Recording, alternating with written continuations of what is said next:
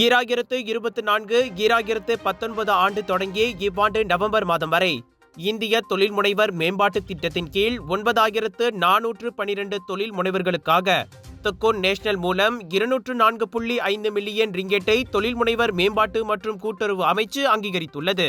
இவற்றில் 1877 தொழில் முனைவர்கள் அல்லது 20 விழுக்காட்டினர் தெக்கோன் நேஷனலுக்கு கடனை திரும்ப செலுத்த தவறியவர்களின் புகார்களை பெறும் நிறுவனத்தின் பட்டியலில் இடம்பெற்றுள்ளதாக தொழில் முனைவர் மேம்பாடு மற்றும் கூட்டுறவுத்துறை துணை அமைச்சர் டத்துஸ்ரீ ரமணன் ராமகிருஷ்ணன் தெரிவித்தார்.